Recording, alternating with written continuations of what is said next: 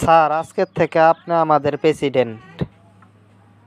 শোনো, আজকের থেকে সিরিয়ার সংবিধান স্থগিত, বুঝছো? আর বাশার আল আসাদের যে বাদ পার্টি, সেটা আর রাজনীতি করতে পারবো না। তারা নিষিদ্ধ। তারা কোনো ধরনের কোনো কার্যক্রম করতে পারবো না।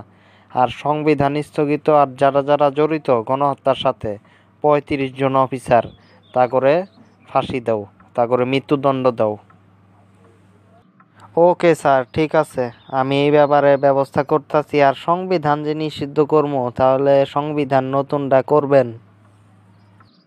হ্যাঁ, অবশ্যই নতুন সংবিধান করবো, কারণ এই স্বৈরাচারী সংবিধান রাখবো না। আমরা এমনি রক্ত দেই নাই, বিপ্লব করি নাই। এটা একটা বিপ্লব হয়েছে, বুঝছো? নতুন সংবিধান, নতুন সব কিছু শুরু করবো। আর যারা জড়িত তাদের বিচার করবো। দ্রুত এই ব্যাপারে ব্যবস্থা নাও, এই ব্যাপারে পদক্ষেপ নাও, নাইলে খবর আছে।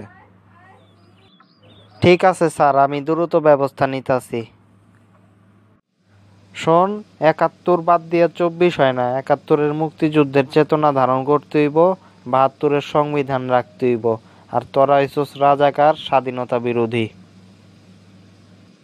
শোনেন, আপনাদের মতো চাঁদাবাজদের কাছ থেকে মুক্তিযুদ্ধের কথা শুনতে চাই না, বুঝছেন? নতুন বন্দোবস্ত দরকার, নতুন একটা রাজনীতিক দরকার, নতুন একটা রাজনীতি, নতুন একটা ভাবনা চিন্তা দরকার আছে আমাদের।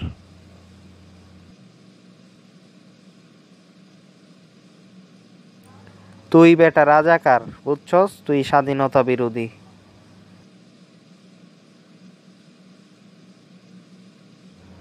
দৌড় মিয়া, আপনি চাঁদাবাজ, আপনি একটা চাঁদাবাজ, বুঝছেন? ওই বেটা, সবার আগে 71, মুক্তিযুদ্ধের লোক আমি। না, আগে 24। না, আগে 71।